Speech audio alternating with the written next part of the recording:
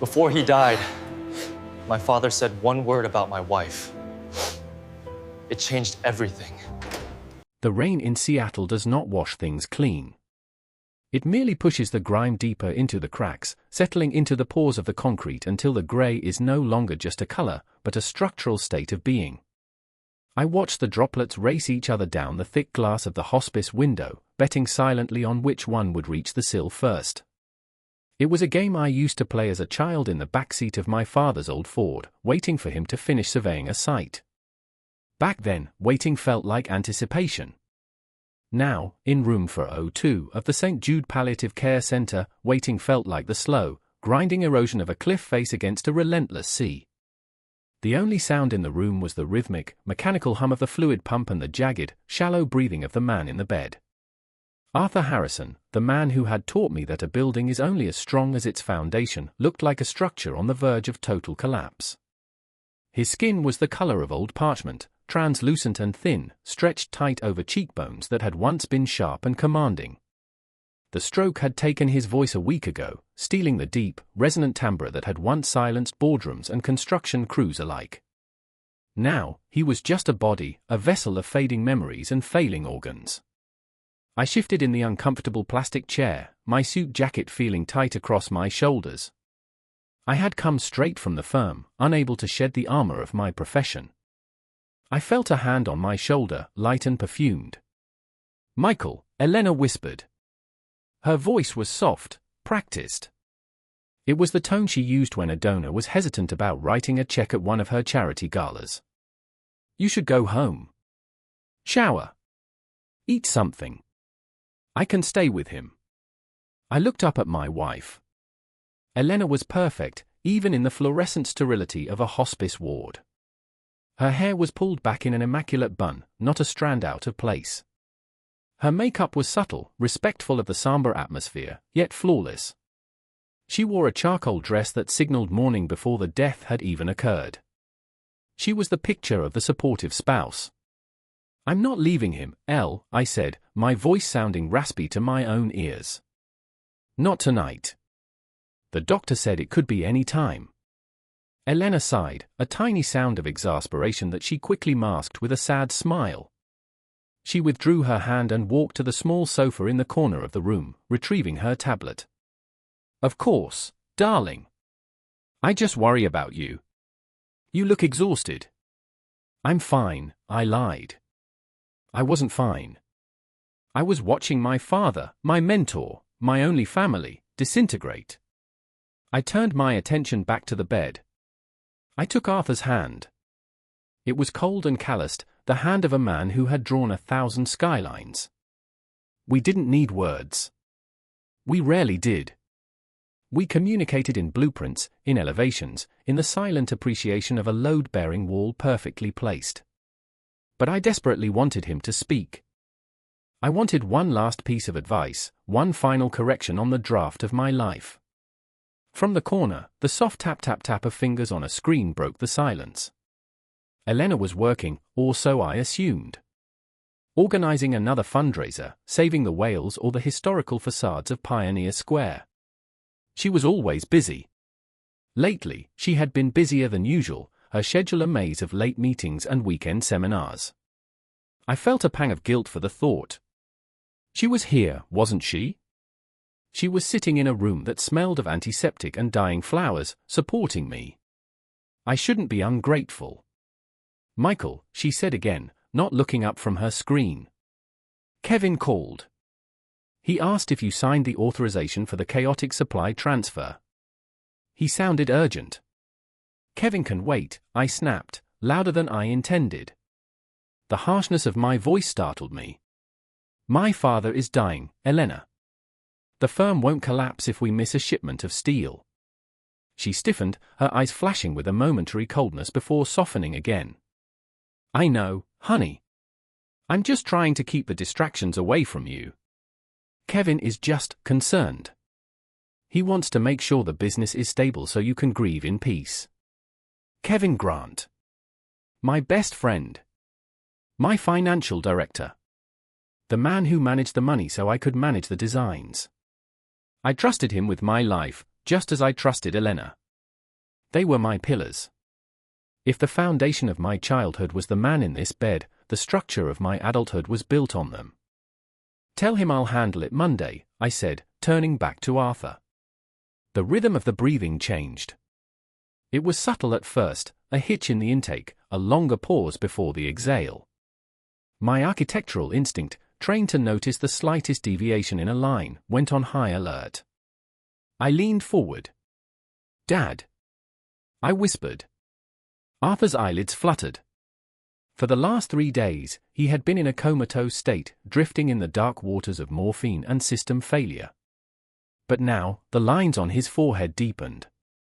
His chest heaved, a rattling, wet sound that filled the small room. "Elena, get the nurse," I said, panic rising in my throat like bile.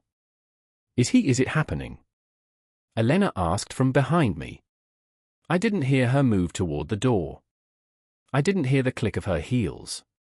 "Get the nurse," I commanded, not looking away from my father. Arthur's eyes opened. They were milky, clouded by age and medication, but for a split second, something cleared. A spark of lucid, terrifying awareness cut through the fog. He wasn't looking at me. He was looking over my shoulder, past me, directly at the corner where Elena stood. The expression on his face wasn't peace. It wasn't the serenity of a man meeting his maker. It was fear. Pure, unadulterated horror mixed with a sudden, surging rage. His hand, which had been limp in mine, suddenly convulsed. His grip tightened with a strength that shouldn't have been possible for a dying man. His fingernails dug into my palm, painful and sharp. He was trying to pull me closer, or perhaps push me away. "Dad, I'm here." "It's Michael," I said, my voice breaking. "It's okay. You can let go." He shook his head, a microscopic movement against the pillow. He was fighting the inevitable, fighting the gravity of death because he had something left to do. His lips, dry and cracked, parted. He tried to speak, but only a dry rasp came out. I leaned in, placing my ear inches from his mouth. "What is it? Tell me." He took a breath that sounded like tearing paper. I felt the heat of his struggle against my cheek. He was gathering every last ounce of energy, every remaining spark of his formidable will, to push a sound through his paralyzed vocal cords. "Oh. Ori." "It's okay, Dad," I soothed, tears blurring my vision. "Rest now." "No." The word was a silent explosion. He squeezed my hand so hard my knuckles popped. He pulled me down, forcing me to look into his eyes. He shifted his gaze frantically from me to the space behind me, then back to me. The message was urgent. Desperate. "Orion," he wheezed. It was barely a whisper, fragile as ash. "Check." "Orion." I frowned, confused. "Orion? The constellation? The project in downtown?" He shook his head again, his eyes wide, pleading. "She is there. Orion." His gaze locked onto mine with an intensity that burned. It was the look he used to give me when I missed a critical load calculation in a drawing. A look that said, "Look closer. You are missing the floor. The structure is unsafe." Then, he looked past me one last time. His lips curled in a snarl of disgust, a final act of defiance against the presence in the room. "Don't trust." The air left his lungs in a long, shuddering sigh. The grip on my hand didn't loosen, it froze. The light in his eyes, that sudden flare of urgency, flickered and went out, leaving behind the empty stare of a statue. The monitor next to the bed, which had been beeping a slow, irregular rhythm, suddenly merged into a singular, high-pitched tone. He was gone. For a moment, I couldn't move. I was frozen in the architecture of death, my hand trapped in his, the word Orion hanging in the air like dust motes in a sunbeam. The silence beneath the flat line was deafening. "Michael!" Elena's voice came from the doorway. "I found the nurse." Oh God. I slowly unpeeled my father's fingers from my hand. The red indentations of his nails were already turning white on my skin. I stood up, my legs feeling like they were made of lead. The nurse, a stout woman with kind eyes, bustled in, silencing the alarm and beginning the professional, efficient choreography of the end. I stepped back, feeling hollowed out. The grief hadn't hit me yet, only a numbness, a shockwave that cleared the emotional landscape. Elena rushed to me, wrapping her arms around my waist. She buried her face in my chest. "I'm so sorry, Michael. I'm so sorry." I stood there, arms hanging by my sides, staring at the body of the man who had built me. I replayed the last 10 seconds in my mind. The fear. The anger. The word. Orion. What did it mean? We didn't have any projects named Orion. It wasn't a family name. He said something, I murmured, my voice flat. Elena stiffened against me. It was slight, a minute tension in her spine that a lesser observer might have missed. But I was an architect, I noticed when the tension cables tightened. She pulled back slightly, looking up at me. Her eyes were wet, glistening with tears that looked perfectly genuine. "What?" she asked. I thought he was unconscious. "Right at the end," I said, watching her face. He woke up. He looked at the room. He said the Ryan. Elena's expression didn't change, but her blink rate increased. Once, twice, 3 times. A rapid flutter. Orion? Like the stars? Maybe he was delirious, honey. The brain does strange things when the oxygen fades. He probably saw a light. Maybe, I said. But the memory of his grip throbbed in my hand. That wasn't delirium. That was clarity. That was a warning. "Come on," she said, taking my hand, the same hand he had crushed. Her skin was soft, warm, alive. "Let's go outside. The nurse needs to prepare him. You need air." She led me out of the room, down the sterile corridor. I felt like I was walking underwater. We reached the waiting area near the elevators. It was empty, the vending machines humming in the corner. "I need to use the restroom," Elena said, squeezing my hand. "I'll be right back. Then we can go home." "I'll drive." "Okay," I said. She walked away, her heels clicking on the linoleum. She turned the corner toward the ladies' room. I stood alone, staring at the rain lashing against the dark window. Orion. My father was a pragmatist. He didn't speak in riddles. If he used his last breath to give me a word, it wasn't a hallucination. It was a coordinate. A key.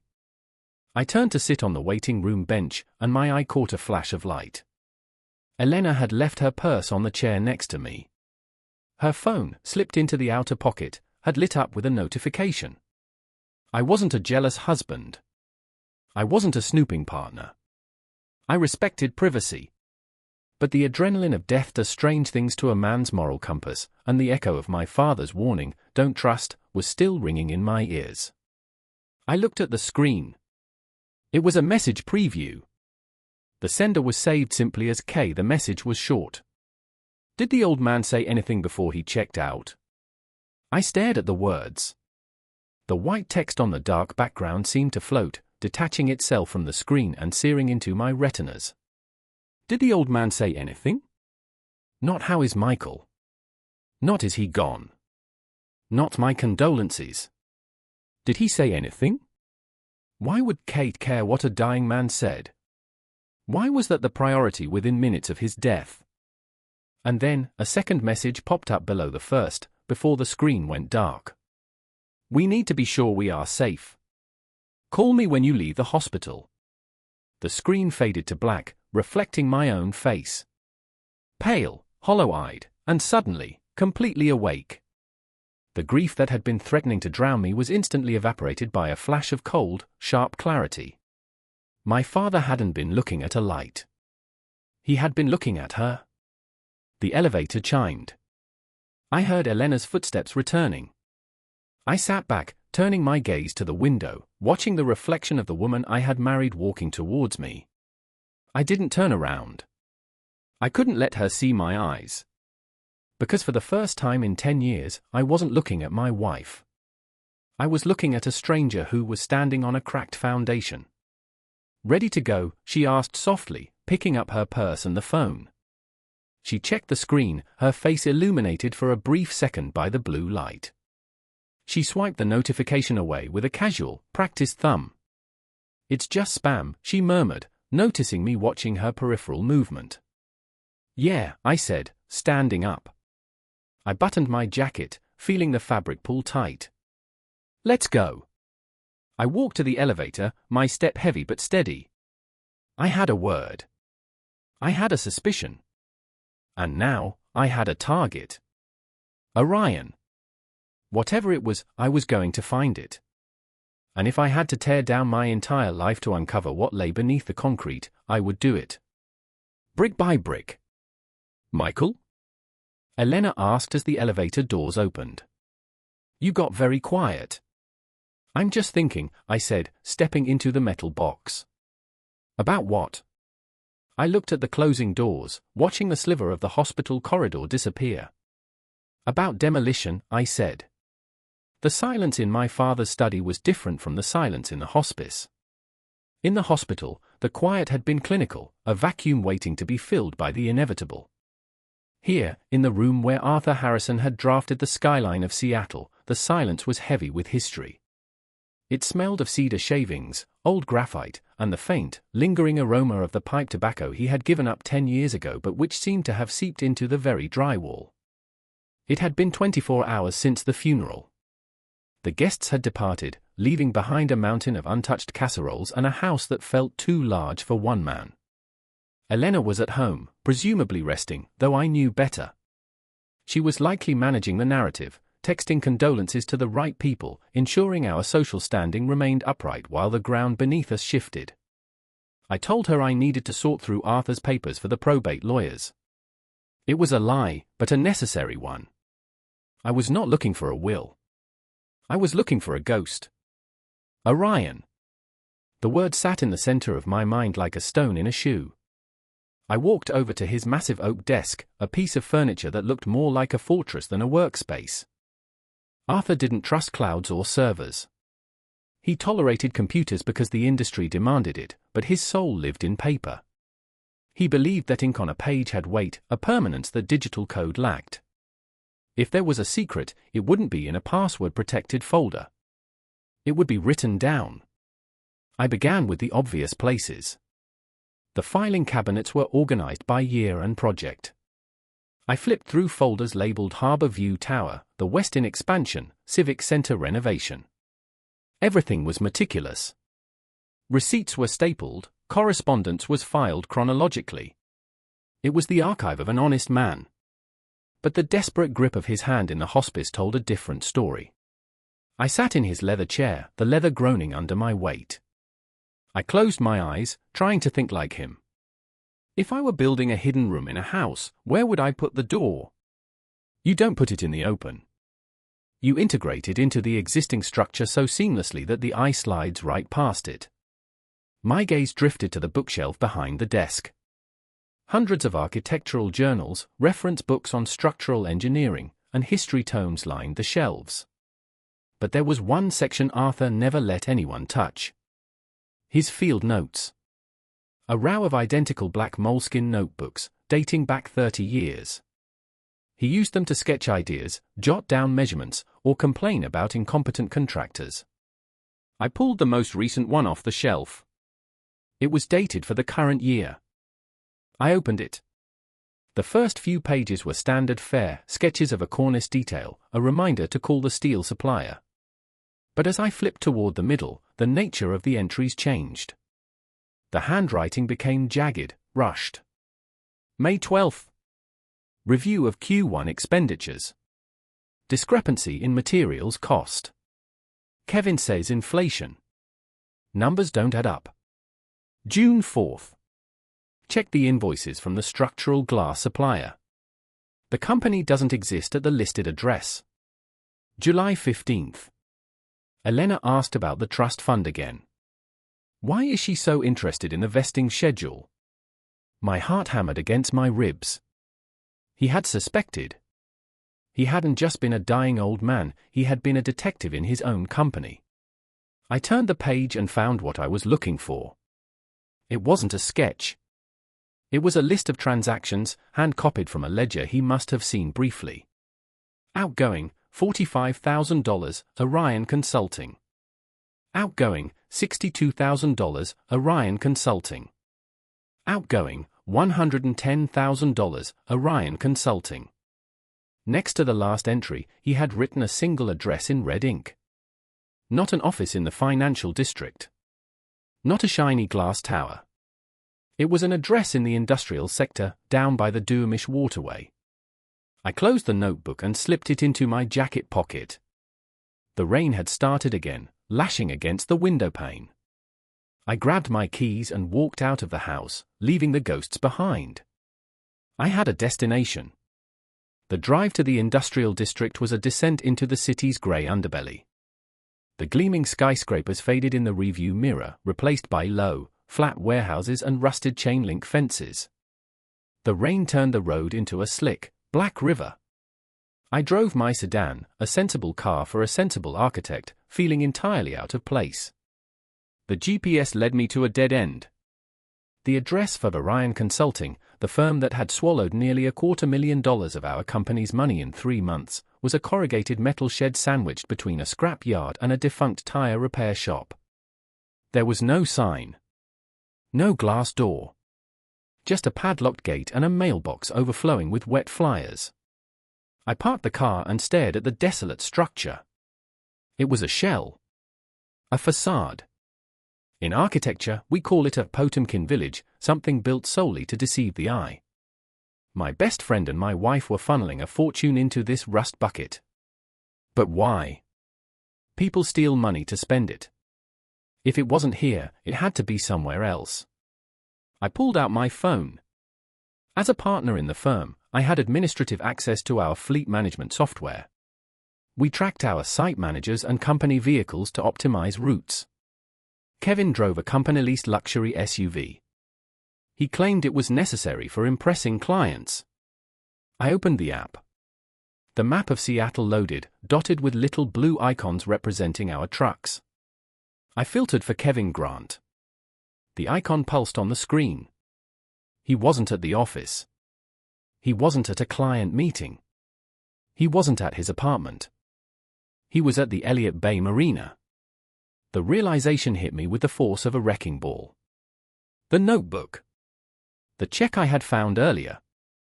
The address here. It was all misdirection. The money went through here, but it ended up there. I put the car in gear and spun the tires on the wet gravel. The drive back toward the water took 20 minutes, but my mind was racing years ahead, dismantling memories, re-examining every dinner party, every shared vacation, every moment I had thought was genuine. I was looking for the cracks I had missed. The Elliott Bay Marina was a different world. Here, the air smelled of salt and money. Rows of white fiberglass hulls bobbed gently in the dark water, their masts clinking like wind chimes in the breeze. Security was tight, but I knew the code for the pedestrian gate. Our firm had done a renovation on the clubhouse 2 years ago. I punched in the numbers, and the lock clicked open. I walked down the long, floating dock, the wood slick under my dress shoes. The rain had softened to a mist, creating a halo around the dock lights. I checked the slip number from Arthur's notes again. Slip 42. I walked past weekend cruisers and modest sailboats until the dock widened at the end. And there it was.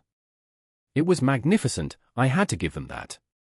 A sleek, 60-foot cruiser with tinted windows and a hull that gleamed even in the low light. It was a vessel designed for speed and excess. On the stern, painted in elegant, gold script, was the name, Orion. I felt a wave of nausea. It wasn't just the theft. It was the audacity. They had named their getaway vehicle after the shell company they used to rob me. It was an inside joke I was never meant to understand. I stepped closer, moving silently in the shadows of a neighboring boat. The lights inside the Orion were on. Soft, warm light spilled out onto the deck. I could hear music, jazz, low and smooth. It was the kind of music Elena played when she wanted to relax. I crept to the edge of the dock, hidden by a canvas cover of the adjacent boat. Through the large glass sliding doors of the main cabin, I saw them.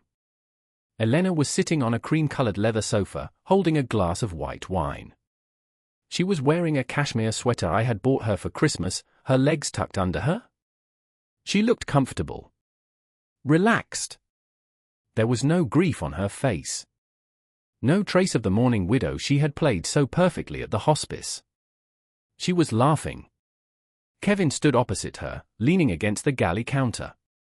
He was wearing a casual polo shirt, looking every bit the successful yacht owner. He gestured with his drink, his face animated. I couldn't hear every word through the glass, but the skylight on the deck was cracked open a few inches for ventilation. I moved closer, straining to listen. Lawyers said the probate could take 6 months, Kevin was saying. His voice carried clearly over the water. But with the old man gone, Michael is the sole signatory. If we push him while he's weak, we can expedite the transfer. Elena took a sip of her wine. He's soft right now, Kev. He's broken. I saw him at the funeral. He looked like a lost puppy. He'll sign whatever you put in front of him if you tell him it's for the stability of the firm. We need that signature, Kevin said, his voice hardening. The offer from the conglomerate expires in 60 days. If we can trigger the sale of the majority stake, we cash out before the audit happens at the end of the fiscal year. I froze. My breath caught in my throat. This wasn't just embezzlement. They weren't just skimming off the top to buy a boat. They were planning to sell the company. My father's company.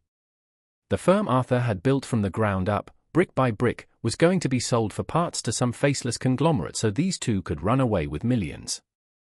Don't worry, Elena said, her voice dripping with a cold, dismissive confidence that chilled me more than the rain. I can handle Michael. I've been handling him for years. He trusts me implicitly. I'll tell him we need to restructure to protect his assets. He won't even read the fine print. He never does when it comes to me. Kevin laughed, a sound that grated against my nerves. To the grieving widow, he toasted, raising his glass. To the future, Elena corrected him, clinking her glass against his.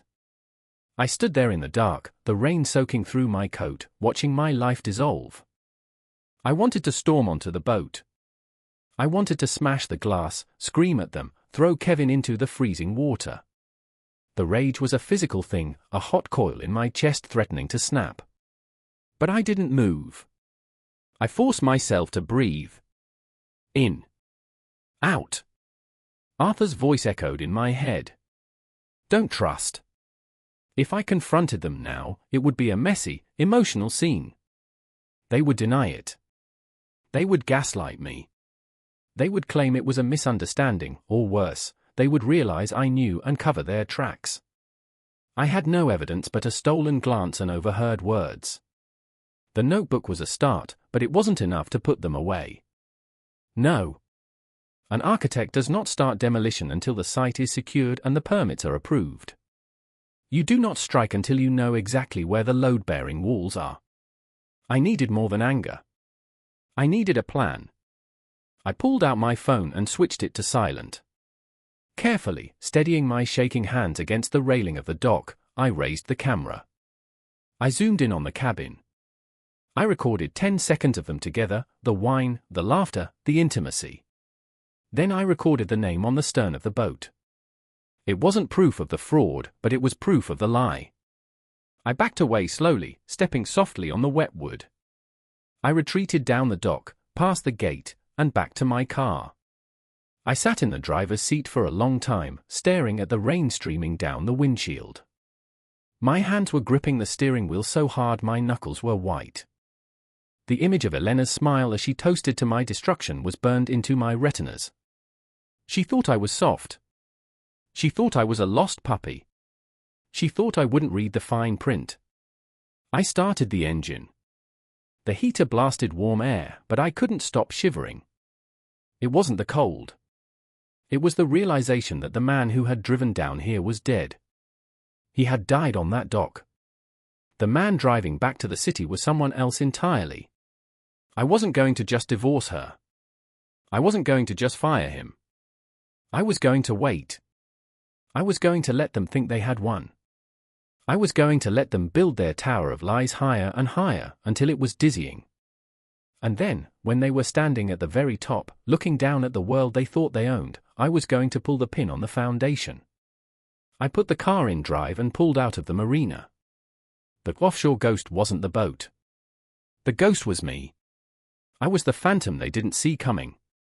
And as I merged onto the highway, heading back to a house that was no longer a home, I began to draft the blueprints for their ruin. The drive back from the marina was a blur of neon light smearing against the wet windshield.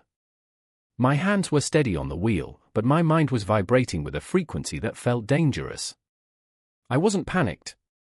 Panic is a chaotic collapse, a sudden failure of structural integrity. This was different. This was the hyper-awareness of a man standing in a building during an earthquake, watching the hairline fractures race across the ceiling and calculating exactly how much time remains before the roof comes down. I pulled into the driveway of our home in Queen and just after midnight. The house was dark, a silent monolith of cedar and glass that I had designed myself 5 years ago. It was meant to be a sanctuary. Now, staring at its sharp angles and brooding shadows, it looked like a cage. Elena's car was in the garage. She was home. She was likely asleep, dreaming the peaceful dreams of the morally untethered.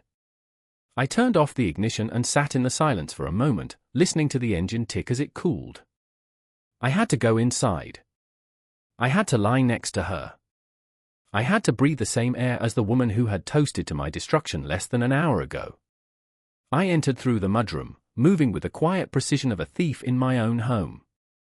I didn't go upstairs to the master bedroom. Instead, I retreated to the guest suite on the ground floor, the one we used for my father when he visited. I told myself I would say I didn't want to wake her if she asked, or that I had fallen asleep working. The truth was, I wasn't sure I could look at her sleeping face without waking her up to ask why. And asking why now would be a fatal error. I sat on the edge of the guest bed, loosened my tie, and opened my laptop. The darkness of the room was absolute, save for the harsh blue glow of the screen. I needed to see the blueprints of their scheme. I had the name, Orion. I had the visual confirmation. But in my line of work, you can't condemn a building based on a crack in the facade. You need to see the core samples. I needed numbers. Kevin Grant was a brilliant financial director, but he had a fatal flaw common to men who think they are the smartest person in the room: arrogance. He believed complexity was the same thing as security. He built labyrinths of shell companies and offshore accounts, thinking no one could navigate them. But he forgot that I had known him since we were 19. I knew the architecture of his mind. I navigated to the login page for the firm's private cloud server. I had my own access, of course, but my permissions were limited to architectural files and project budgets. I couldn't see the executive financial ledgers or the private correspondence of other partners. I typed in Kevin's username. The password field blinked at me, a taunting cursor. Kevin was sentimental. It was a weakness he hid under his brash exterior. He never changed his passwords because he couldn't be bothered to memorize new ones. Back in college, it had been the name of his first dog followed by his jersey number. When he got married to his first wife, it became her birthday. After the divorce, he shifted to something else. I tried the obvious combinations. His current address. His car model. Nothing. Then I remembered a conversation we had 3 months ago, over scotch in his office. He was complaining about the new IT protocols requiring special characters. I just used the date I made my first million, he had bragged, swirling the amber liquid. August 12, 2015. The day the Harbour View deal closed. I typed in 08122015. HV. Access denied. I paused. I closed my eyes, visualizing the day. It wasn't August. The closing was delayed because of a permit issue. It was September 09122015. HV. The screen flashed white. Welcome, Kevin. I let out a breath I didn't know I was holding. I was in. I bypassed the work folders immediately. I wasn't looking for company business, I was looking for the parasite growing inside it. I went to his personal drive, a folder innocuously named Archive. Inside, the chaos was organized.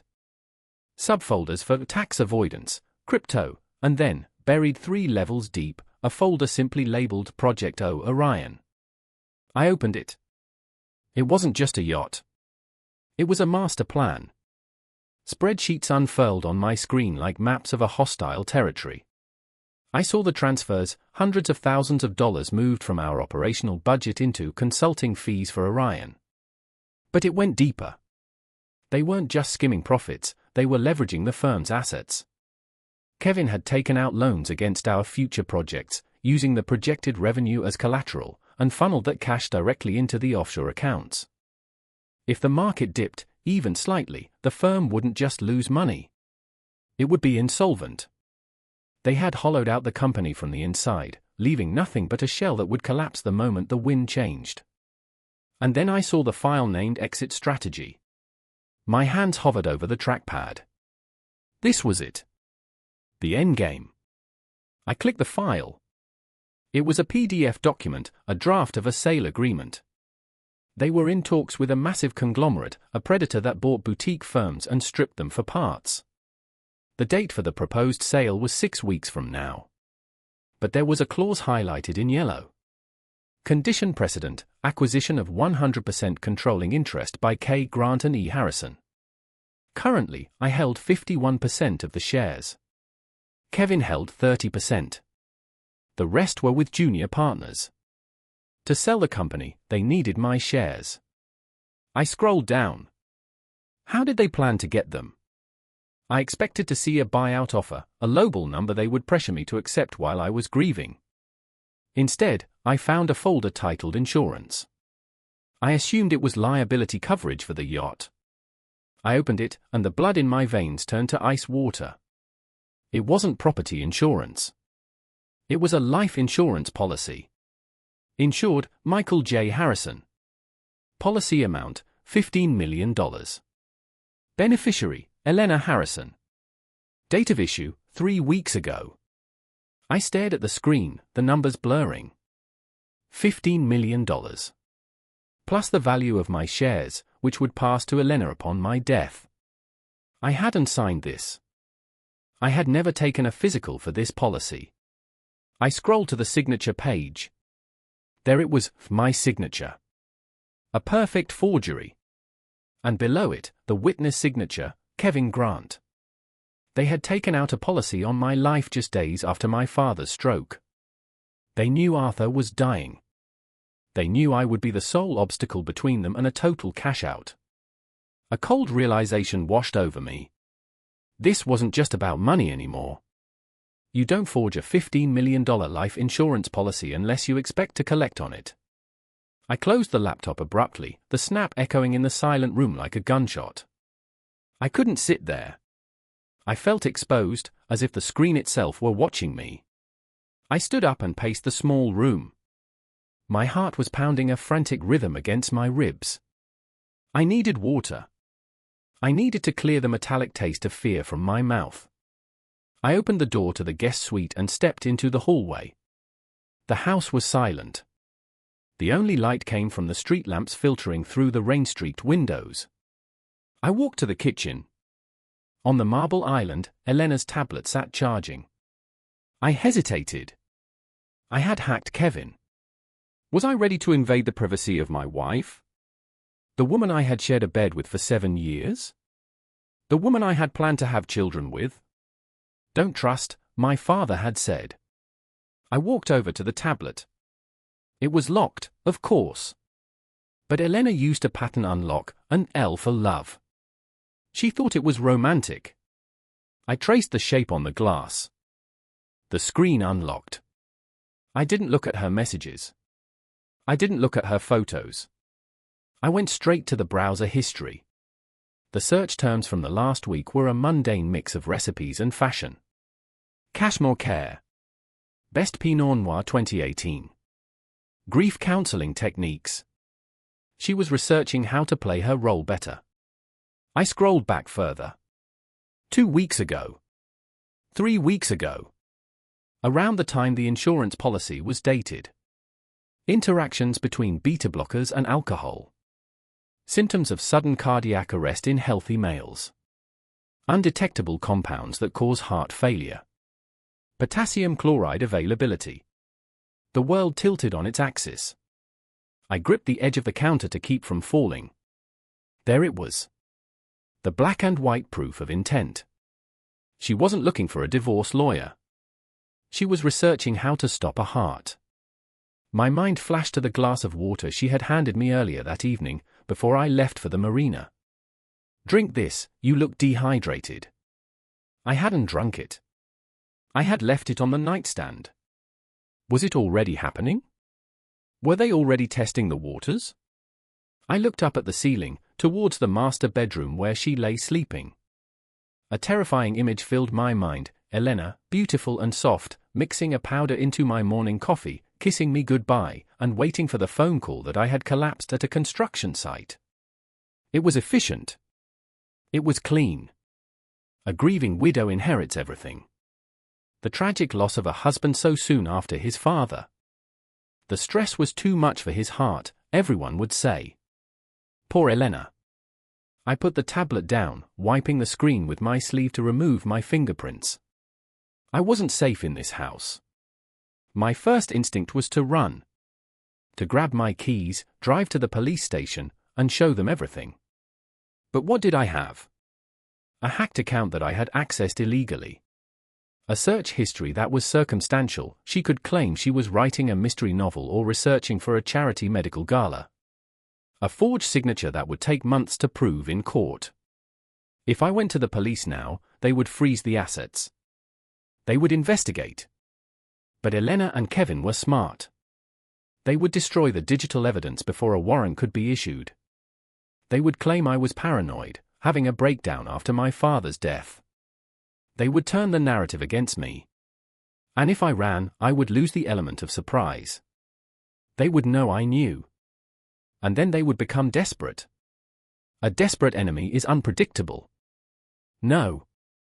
I couldn't run. I had to stay. I had to live in the house with the woman who wanted me dead. I had to eat her food, drink her wine, and smile while I did it. I needed to secure my own safety, but I had to do it without them noticing. I went back to the guest room and grabbed my laptop. I needed to create a fail-safe. I spent the next hour writing a scheduled email.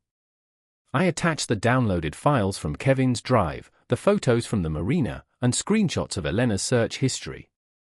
I addressed it to a trusted contact at the FBI, a man my father had built a federal courthouse for, and set it to send automatically in 7 days unless I logged in to cancel it. A dead man switch. If my heart stopped, the truth would fly. But that wasn't enough. I needed to know their timeline. The exit strategy document said the sale was in 6 weeks. But the insurance policy was active now. I needed to buy time. I needed to make myself more valuable alive than dead, at least for a little while. I closed the laptop and stared into the darkness. A plan began to form. It was risky. It required me to play a role that went against every fiber of my being. I had to be weak. I had to be the broken man they thought I was. If I seemed capable, I was a threat. If I seemed pathetic, I was a tool to be used. They needed my signature for the sale. If they killed me now, the shares would go into probate, delaying the sale. They needed me to transfer power voluntarily first. That was my leverage. I stood up and walked to the window. The rain had stopped, leaving the street slick and black. I wasn't the victim anymore. I was the bait. I heard a floorboard creak above me. Footsteps. Soft, barely audible. I froze. The footsteps moved to the top of the stairs, then paused. She was listening, checking if I had come home. I quickly kicked off my shoes and messed up the sheets on the guest bed to make it look slept in. I tossed my jacket on the chair. Then I turned off the lamp and lay down, pulling the duvet up to my chin. A moment later, the door to the guest room eased open. A slice of light from the hallway cut across the floor. I breathed slowly, rhythmically, mimicking deep sleep. Elena stepped into the room. I could feel her presence, a cold shift in the air pressure. She walked to the side of the bed. I lay perfectly still, my eyes closed, my heart thundering against the mattress. She stood over me for a long time. I wondered what she was holding. A pillow? A syringe? Or just her own curiosity? Then, I felt a hand brush the hair from my forehead. It was a gentle, tender gesture. The touch of a loving wife. "Sleep well, Michael," she whispered. The tenderness of her voice terrified me more than any threat could have. It was the voice of someone who had already said goodbye. She turned and walked out, closing the door softly behind her. I opened my eyes in the darkness. The ceiling was a blank canvas, but in my mind, I was already drawing the lines of the demolition. They wanted a tragedy? I would give them one. But it wouldn't be mine. I rolled over and stared at the door. The game had changed. It wasn't just about justice or money. It was about survival. And tomorrow morning, I would start pouring the concrete for their tomb. The art of deception is not about creating a new reality, it is about reinforcing the one your enemy already wants to see. Kevin and Elena wanted to see a broken man. They wanted to see a grieving son crumbling under the weight of a legacy he wasn't strong enough to carry. So, I became the rubble. I spent the morning in front of the bathroom mirror, but not grooming. I was deconstructing. I skipped shaving for the second day in a row, letting the stubble darken my jawline in a way that looked like neglect rather than style. I chose a shirt that was slightly wrinkled and a tie that didn't quite match my suit, a subtle dissonance that the old Michael, the meticulous architect, would never have tolerated. I practiced my posture, rolling my shoulders forward, letting my head hang heavy. I had to look like a building whose foundation had liquefied. When I walked into the kitchen, Elena was already awake, sipping her kale smoothie. She looked radiant, a stark contrast to the grey Seattle morning pressing against the glass. "Michael." She frowned, putting down her glass. "You look terrible. Did you sleep at all?" "Not really," I mumbled, rubbing my eyes. "The house feels too big. Too quiet." She stood up and walked over to me, smoothing the collar of my shirt. Her touch was clinical, possessive. "Maybe you should stay home today. Take a personal day." "No," I said, infusing my voice with a weary resignation. Kevin called. "We have the quarterly review. I have to go." "Kevin is just trying to keep things moving," she said softly. "He's worried about you, you know." "We both are." I looked into her eyes. They were clear, concerned, and utterly devoid of guilt. It was a masterclass in acting. If I hadn't seen the search history on her tablet, I would have believed her. I would have leaned into her touch. Instead, I felt a wave of nausea that I had to swallow down. "I know," I said. "I'm lucky to have you both." The drive to the office was mechanical. I didn't listen to the news. I replayed the plan in my head. In architecture, a Trojan horse isn't just a myth, it's a design principle where the exterior function hides the interior purpose. A ventilation shaft disguised as a sculpture. A security bunker hidden behind a lobby wall. Today, I was bringing a gift into the citadel of my enemies, and inside it was the code for their destruction. When I arrived at the firm, I avoided the main floor. I went straight to my office and closed the blinds. I spent 3 hours staring at a blank CAD file, ignoring emails. When my assistant, Sarah, knocked to ask about a meeting, I told her to cancel everything. I needed witnesses to my decline. I needed the office gossip mill to start churning. Michael is losing it. Michael is cracking up. At 2 p.m., Kevin walked in without knocking. He was wearing a suit that cost more than my first car, and he radiated the energy of a man who thinks he just won the lottery. "Mikey," he said, closing the door behind him. "Sarah says you're cancelling the Westin pitch. We can't do that. The investors are flying in from Chicago." I didn't look up from my desk. I kept my eyes fixed on a paperweight, a chunk of concrete from the first building my father and I built together. "I can't do it, Kev," I said, my voice flat. "What do you mean, you can't?" He walked around the desk, invading my space. "It's a standard pitch. You can do it in your sleep." "That's the problem," I whispered, finally looking up at him. I let him see the red rims of my eyes, the exhaustion etched into my face. "I can't sleep." I close my eyes and I see him in the hospital bed. I see the numbers on the spreadsheets and they just swim. I can't focus. Kevin's expression shifted. For a second, I saw annoyance, the impatience of a predator whose meal is taking too long to die. But then, the mask slipped back into place. He softened his face into a caricature of brotherly concern. "Hey," he said, sitting on the edge of my desk. "It's okay. It's only been a week." "You're in shock." "I feel like I'm drowning," I said. "I'm going to ruin this company, Kevin. Dad built this place for 40 years, and I'm going to drive it into the ground because I can't think straight." I watched him process this. This was the opening he had been waiting for. "Maybe," he started, tentatively. "Maybe you need a break. A real break. Not just a weekend." I nodded slowly. I was thinking about going away. Somewhere quiet. A cabin in the Cascades. No phone. No email. Just stop the noise for a month. Kevin's eyes lit up. A month. A month without me looking over his shoulder. A month to finalize the sale to the conglomerate. A month to clear out the accounts before I noticed the emptiness. "That sounds like exactly what you need," he said, trying to keep the eagerness out of his voice. "Elena and I can hold down the fort. You know that." "I know," I said. "But legally, I'm the majority partner. If I go off the grid, the bank freezes the operational accounts for large transfers. You can't sign off on the big supply orders without me." I let the problem hang in the air. I waited for him to solve it.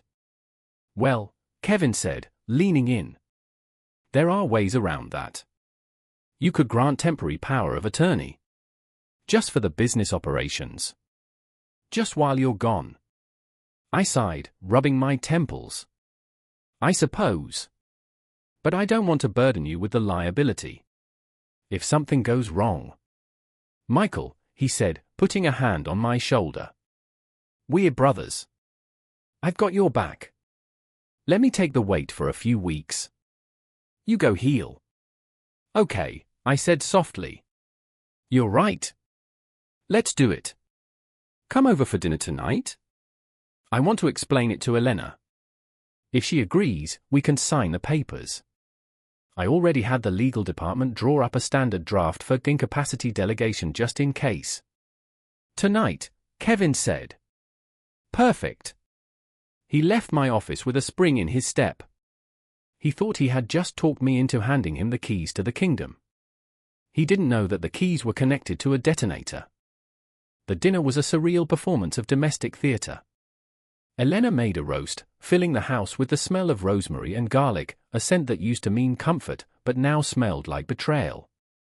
We sat at the long dining table, the rain drumming against the panoramic windows. "I think it's a brave decision, Michael," Elena said, reaching across the table to squeeze my hand. "You need to prioritize your mental health. The firm will be there when you get back." "I just don't want to leave you unprotected," I said, looking at her. "If I'm unreachable, and the market crashes, or if there's a legal issue, I need to make sure you and Kevin have full control." I reached down and pulled a thick manila envelope from my briefcase. I placed it on the table. "These are the transfer documents," I said. They give Kevin full executive authority for 30 days. Signing power, banking access, everything.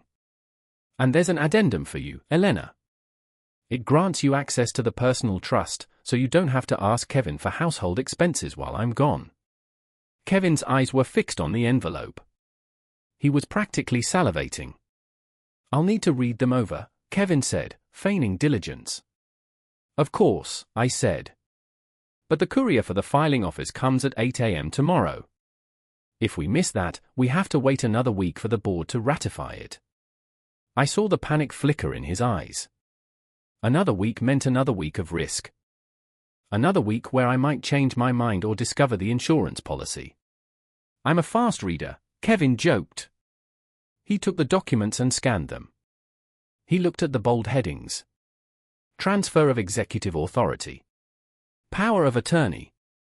Financial stewardship. It all looked standard. It was standard. The first 10 pages were boilerplate legal text that I had our general counsel prepare years ago for emergency contingencies. But Kevin didn't read the appendix. I had spent the previous night editing the document. I had inserted a clause on page 12, buried in a paragraph about compliance with federal banking regulations.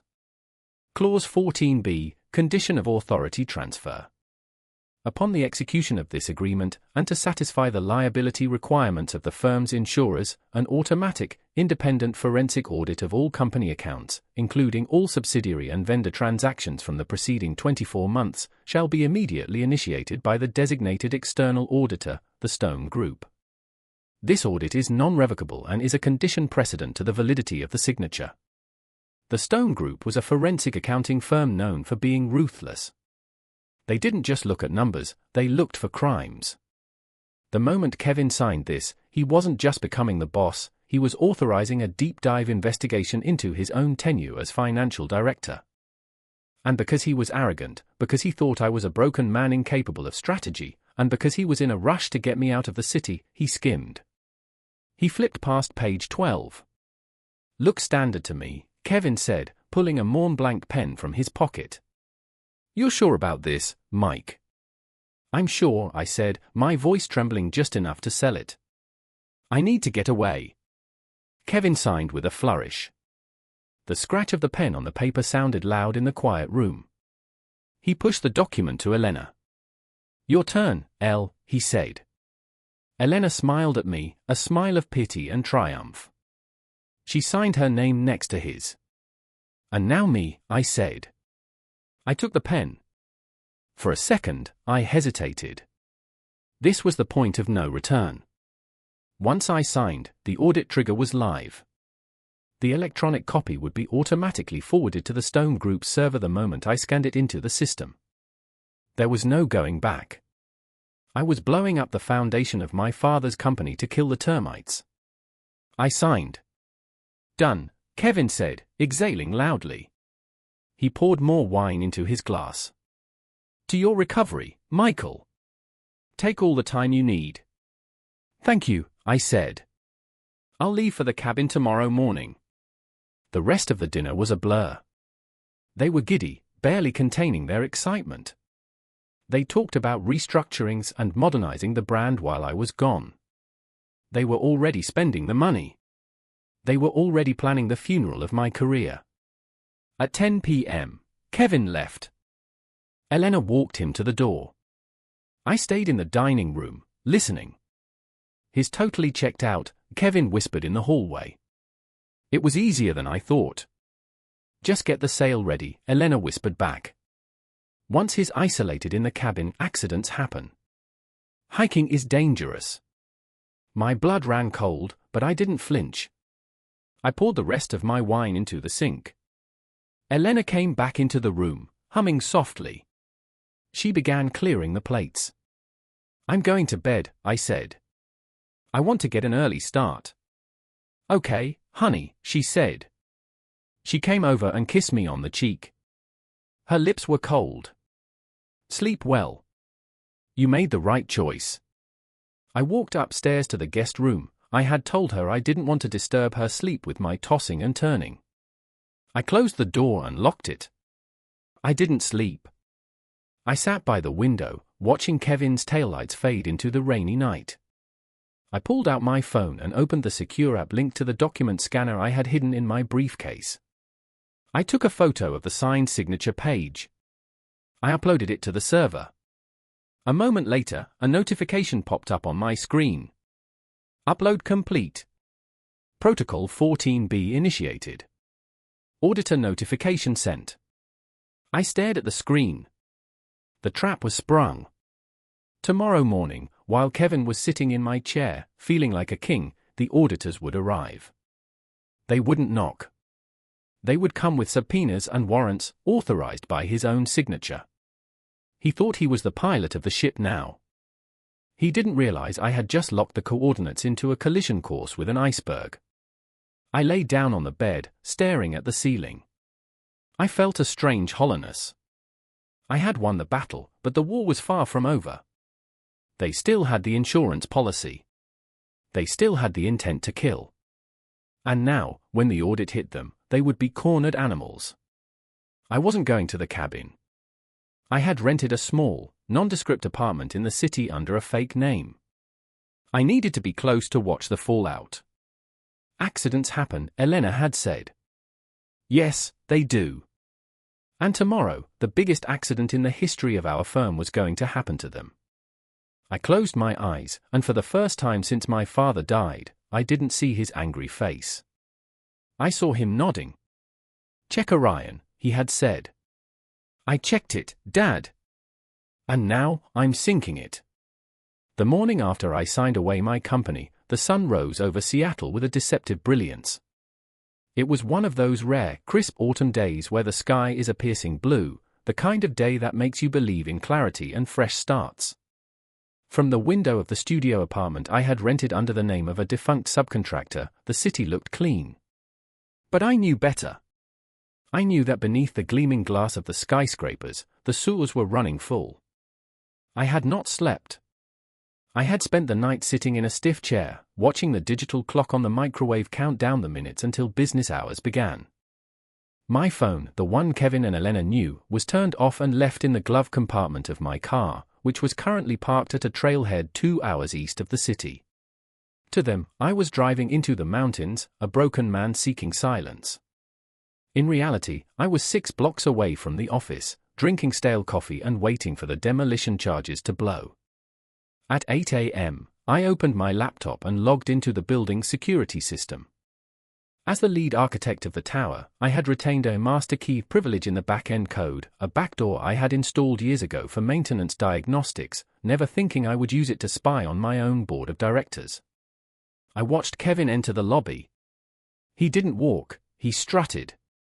He was wearing a new suit, a sharp navy blue that screamed authority. He greeted the security guard with a wave that was too wide, too benevolent. It was the wave of a man who believes he has just inherited the kingdom. He bypassed the elevators and took the private lift to the executive floor. He was eager to sit in my chair. Elena arrived 20 minutes later. She wasn't employed by the firm, but she was a fixture there, the charming wife who organized the holiday parties and charmed the investors. Today, she wore a white dress that suggested innocence and purity. She carried a basket of muffins. That supportive sister-in-law routine. She was there to help Kevin sell the narrative of my mental collapse to the staff. I switched camera views to the conference room. The staff was gathering for the 9 a.m. emergency meeting Kevin had called late last night. I saw the faces of people I had hired, people I had mentored. They looked anxious. Rumors spread fast in a firm like ours. They probably thought we were bankrupt, or that I was dying. I closed the laptop. It was time. I dressed slowly, putting on the same suit I had worn yesterday, but I added a fresh tie. A red tie. A power tie. I shaved the stubble I had cultivated for my breakdown performance. The broken man had served his purpose. Today, the architect was returning to inspect the site. The walk to the office was brisk. I entered through the service entrance in the basement, swiping a key card that hadn't been deactivated yet. I took the freight elevator, the one used for moving models and drafting tables. It opened into the rear corridor of the executive suite, just behind the main conference room. I could hear Kevin's voice booming through the heavy oak doors. "A difficult time for all of us," he was saying. The tone was perfect, somber, yet resolute. Michael is a visionary, but the strain of his father's passing has taken a toll. He needs time. He needs distance. And while he heals, he has asked me to step in and steer the ship. I stood in the hallway, listening. The silence from the staff was palpable. To ensure stability, Kevin continued, "We will be accelerating the partnership discussions with the Omni Group. Michael and I agree that this merger is the best way to secure your jobs and the firm's legacy." A lie? I had never agreed to a merger. I had explicitly forbidden it 3 times in the last year. "Are there any questions?" Kevin asked. "Yes," a voice said. It wasn't a staff member. It was a voice cold enough to freeze oxygen. I recognized it immediately. It was Marcus Stone, the lead partner of the Stone Group. My forensic auditors. I cracked the door open just an inch. Kevin was standing at the head of the table, looking confused. Marcus Stone stood in the doorway of the main entrance, flanked by 4 associates in dark suits. They didn't look like accountants, they looked like undertakers. "Who are you?" Kevin asked, his smile faltering. "This is a closed meeting." "I am Marcus Stone," the auditor said, stepping into the room. He placed a heavy briefcase on the table. "We are here pursuant to Clause 14B of the Executive Transfer Agreement signed by you and Mr. Harrison last night. We are initiating the mandatory forensic audit of all accounts, effective immediately." Kevin laughed. It was a nervous, incredulous sound. "Audit? There must be a mistake. Michael didn't say anything about an audit. I have full power of attorney. I am cancelling this." "You cannot cancel it, Mr. Grant," Stone said, opening his briefcase and sliding a document across the polished mahogany. "The clause states the audit is non-revocable and a condition precedent to your authority. Simply put, until we clear the books, you aren't the boss. You are a suspect." The room went deadly silent. Elena, sitting in the corner, stood up. The muffin basket was forgotten. Her face, so composed a moment ago, was now tight with panic. "This is ridiculous," she said, her voice rising. "My husband is mentally unstable. He probably added that by mistake. We need to call him." "Mr. Harrison is unreachable," Kevin said quickly, his eyes darting around the room. "He's in the mountains. Look, we can sort this out later. I want you out of my building." "It's not your building, Kevin," I said. I pushed the rear doors open and stepped into the room. The effect was instantaneous. Every head turned. A collective gasp rippled through the staff. Kevin's face drained of color, leaving him looking like a wax figure left too close to a fire. Elena froze, her hand halfway to her mouth. I walked to the head of the table. I didn't look like a broken man. I didn't look like a grieving son. I stood straight, my shoulders square, my eyes locked on Kevin. "Michael." Kevin stammered. You're supposed to be in a cabin?" "I finished for him." "Without cell service?" "While you sell my company to the highest bidder." "I was doing what you asked," Kevin shouted, trying to regain control of the narrative. He turned to the staff. "You saw him yesterday. He was falling apart. He begged me to take over." "I asked you to protect the firm," I said calmly. "I didn't ask you to gut it." I pulled a small remote from my pocket and pointed it at the projection screen behind Kevin. The slide showing the strategic merger vanished. In its place, a video appeared. It was grainy, shot through rain and darkness, but the image was unmistakable. The interior of a yacht. The name Orion embossed on the life vests hanging on the wall. 2 figures. Kevin and Elena. The audio from the marina recording played over the conference room speakers. It was slightly muffled, but the words cut through the air like jagged glass. With the old man gone, Michael is the sole signatory. We can expedite the transfer. He's soft right now. He'll sign whatever you put in front of him. The silence in the room was absolute. It was the silence of a structure collapsing in slow motion. The staff looked from the screen to Kevin, then to Elena, then to me. The betrayal was so raw, so naked, that it felt physical. I paused the video on the frame where they clinked glasses. Orion Consulting, I said, turning to face the room. A shell company registered to a warehouse in the industrial district. Over the last 18 months, $3 million of our operating capital was diverted to it. Tell me, Kevin, was the yacht worth it? Kevin was shaking. His hands were clenched into fists at his sides. The charade was over. The brotherly mask had disintegrated, revealing the cornered rat beneath. You hacked me, he hissed. That's illegal. You can't use that. I didn't hack you, I lied smoothly. I conducted an internal review of company assets. And Mr. Stone here is going to validate every cent you stole. Elena stepped forward. She had recovered faster than Kevin. She was a chameleon, shifting tactics in real time. Tears welled up in her eyes, the same tears she had used at the hospice, at the funeral, at dinner. Michael, she sobbed, reaching out a trembling hand. You don't understand. He forced me. He said he would ruin you if I didn't help him. I was trying to protect you. It was a brilliant pivot. If I had been the man I was a week ago, I might have paused. I might have listened. But I looked at her, and I didn't see my wife. I saw the search history on her tablet. Undetectable compounds. Potassium chloride. Stop, I said. The word was quiet, but it hit her like a slap. Don't insult my intelligence, Elena. Not today. I looked at the auditors. Mr. Stone, please secure Mr. Grant's office and computer immediately. Security, please escort Mr. Grant and Mrs. Harrison from the building. Their access passes are revoked. You can't do this. Kevin roared. He lunged toward me.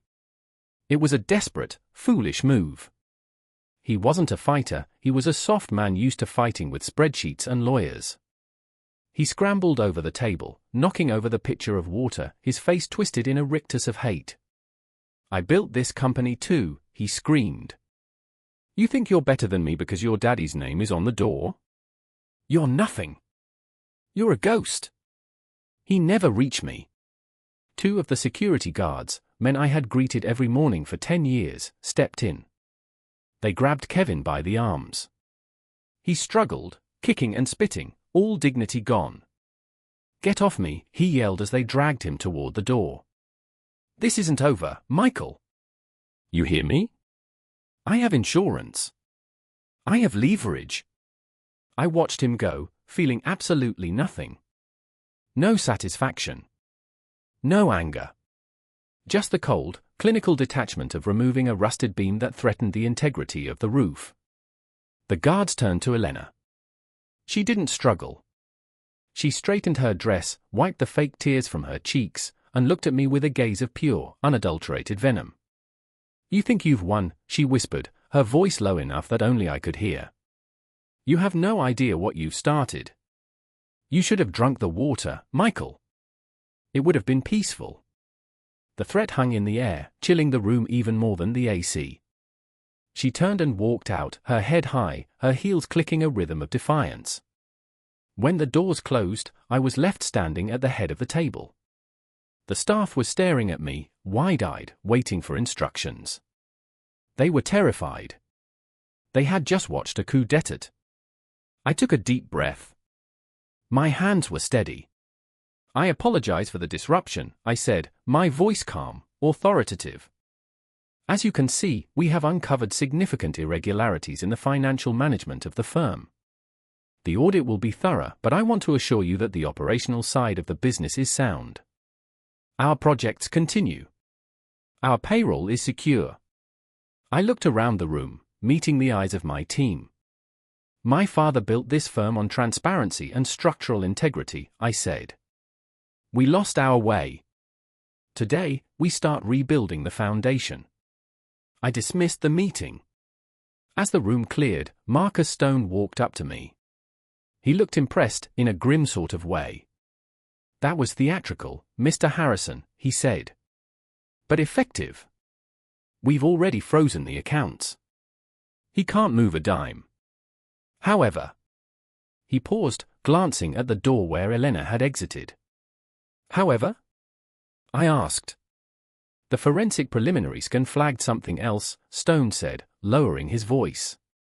"The insurance policy you mentioned in your tip. It's not just a policy. It's been securitized." "What does that mean?" "It means they borrowed against the potential payout," Stone said. "They took a loan from some very dangerous private lenders, using your death benefit as collateral. They promised a payout within 30 days. I felt a cold knot tighten in my stomach. "So they owe money to loan sharks," I said. "Money they can't pay unless I die." "Exactly," Stone said. "By exposing them, you've cut off their exit route. They are desperate, Mr. Harrison. And they are indebted to people who do not file lawsuits when they don't get paid. They break legs. Or worse." I walked to the window and looked out at the city. The view was the same as it had been an hour ago, but the context had changed. I had thought exposing them would end the threat. I thought taking away their money would render them powerless. I was wrong. I had backed them into a corner, but I had also locked myself in the cage with them. Elena's whisper echoed in my mind.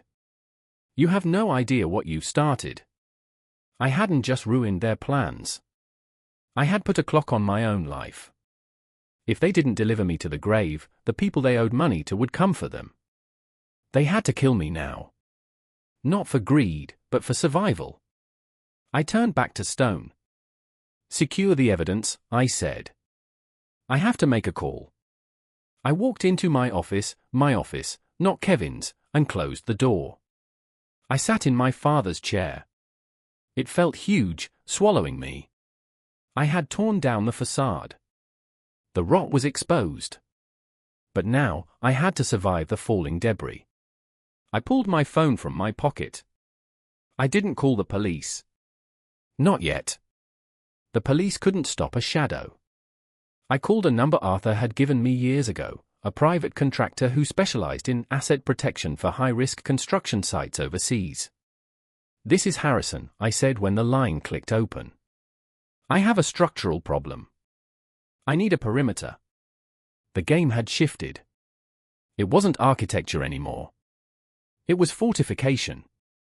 And I had to build a wall high enough to keep the monsters out, knowing that 2 of them had keys to the front door. The adrenaline that had sustained me in the conference room began to ebb, leaving behind a cold, vibrating exhaustion.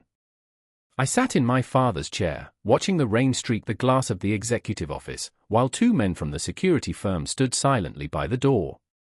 Marcus Stone had taken the evidence, the hard drives, and the terrified silence of the staff with him, leaving me alone in the wreckage of what used to be my life.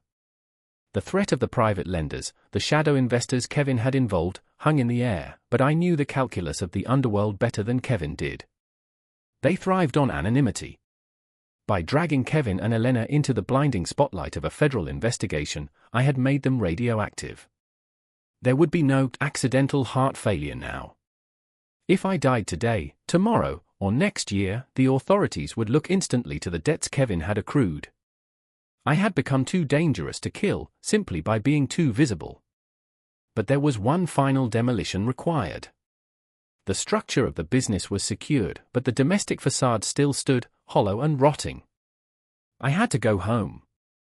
I drove back to the house on Queen Anne Hill with a security escort trailing 2 cars behind. The rain had intensified, turning the streets into dark, slick rivers. When I pulled into the driveway, I saw the lights were on. She was there. Elena had not fled. She was waiting, likely plotting her next performance. I entered the house through the front door. It felt different now. For years, this place had been a sanctuary. Now, it felt like a stage set where a tragedy had been rehearsed for months. I found her in the living room. She was packing. Not frantically, but with a cold, simmering rage. Suitcases were open on the Persian rug, filled with silk blouses and designer shoes. She looked up when I entered. Her face was stripped of the mask she had worn for years. There was no warmth, no feigned concern. Only the sharp, jagged edges of a woman who realizes she has backed the wrong horse. "You are early," she said, her voice devoid of emotion. "I assumed you would be busy giving statements to the police." "The police are at Kevin's apartment," I said, closing the door behind me. "They will be here soon enough. But I wanted to speak to you first." She laughed, a brittle sound. "To gloat? Is that it, Michael? You want to watch me squirm? You think because you found a few discrepancies you have won? Kevin is an idiot. He left a trail. But me? You have nothing on me. I didn't sign the checks. I didn't cook the books. I am just the wife who trusted her husband's business partner too much. I will play the victim, and the jury will love me." She folded a cashmere sweater with precise, angry movements. "I am leaving," she continued. "I am going to my sister's in Portland. You will hear from my lawyer in the morning. I expect the house, of course. And half the liquid assets. The prenup is clear about infidelity, Michael, but it says nothing about being a bad business partner. You can't prove I knew about the fraud." I walked over to the fireplace, leaning against the mantel. I watched her pack, feeling a strange sense of pity. She was so confident in her ability to navigate the surface of things, she had forgotten to check what was supporting the floor she stood on. "You are right," I said quietly. "It is hard to prove conspiracy without a confession. But you are forgetting something, Elena." She paused, holding a pair of heels. "And what is that?" "The document you signed at dinner last night," I said.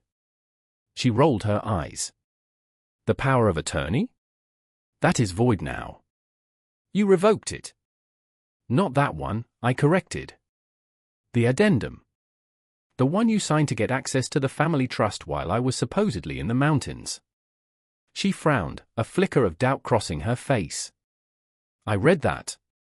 It was a standard access grant." "It was," I agreed. "But like Kevin, you didn't read the definitions section on the last page. You were too busy counting the money you thought you were about to inherit. Clause 4, Section C defines a qualifying assets for spousal support. It explicitly excludes any assets leveraged against criminal debt." I took a step closer. "Kevin didn't just use the company accounts to buy the Orion, Elena. He needed more collateral for the loans he took from those private lenders. He needed something tangible. So he forged my signature on a second mortgage for this house. And you co-signed it as a witness." Her face went pale. "I did no such thing." "You did," I said. "You signed a stack of papers 3 months ago that Kevin told you were tax refiling forms. You didn't look. You just signed because you trusted him to make you rich. That mortgage is now in default because the assets he used to pay it, the stolen company funds, are frozen." I pulled a folded piece of paper from my pocket and placed it on the table next to her open suitcase. "The bank called me an hour ago," I said. "They are foreclosing. But that is not the worst part. The addendum you signed last night contains a bad actor clause.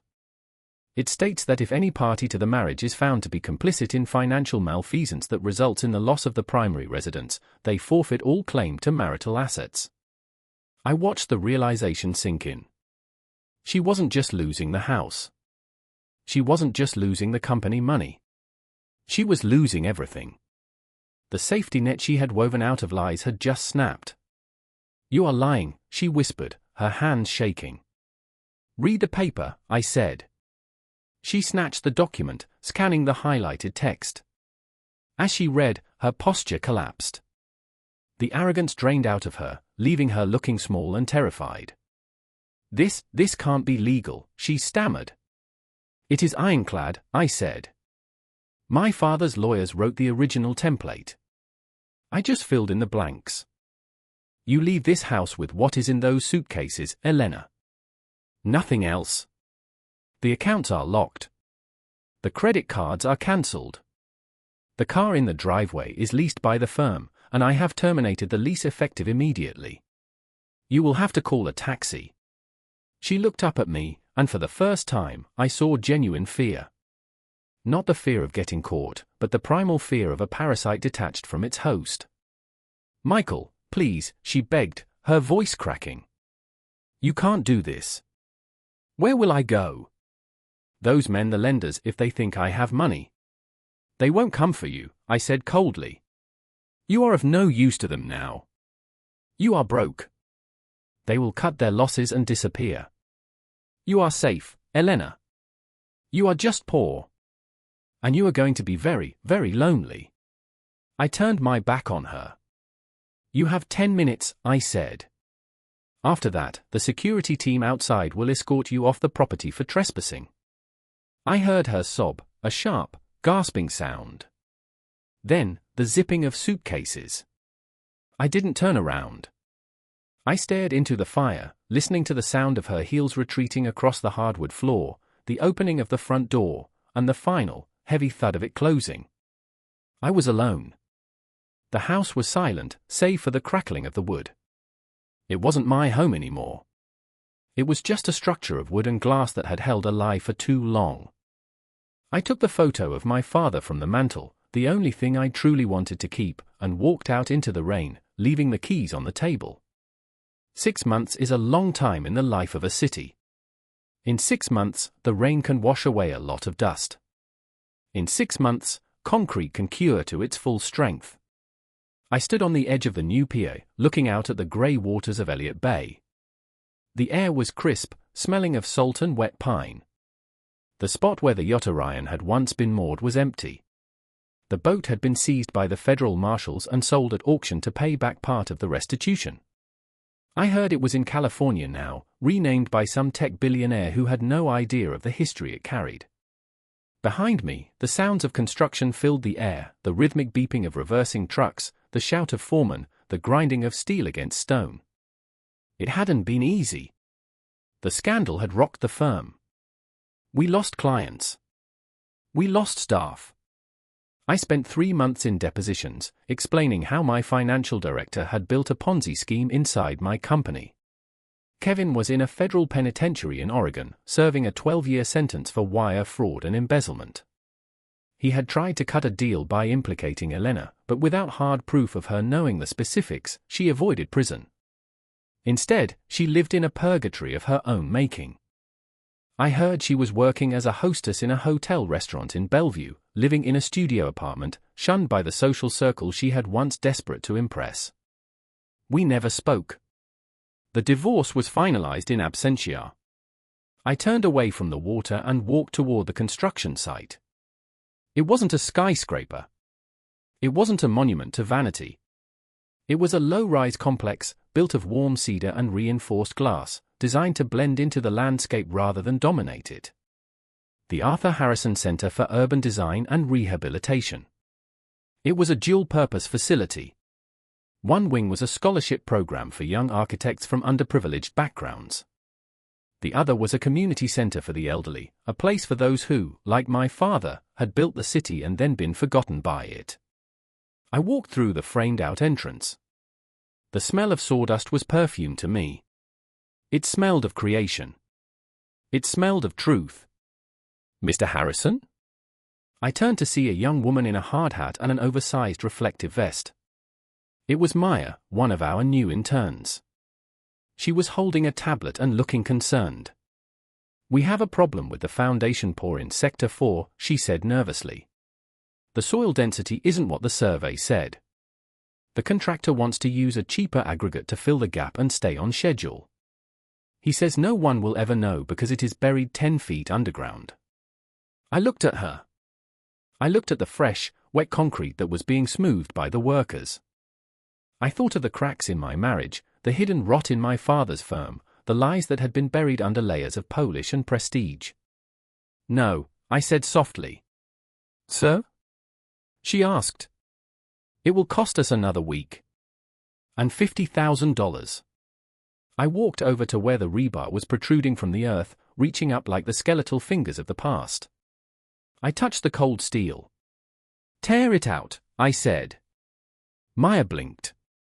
"Tear out the work we did this morning?" "Dig it deeper," I said, turning to face her. "We excavate until we hit solid rock. Then we pour the highest grade concrete we have. I don't care what it costs. And I don't care how long it takes." "But why?" she asked, genuinely confused. "It's just a basement slab. It's not structural." I smiled. It was the first time in 6 months I had smiled without effort. I looked at the skyline of Seattle, rising above us through the mist. I saw the towers my father and I had built. Some were flashy, some were modest.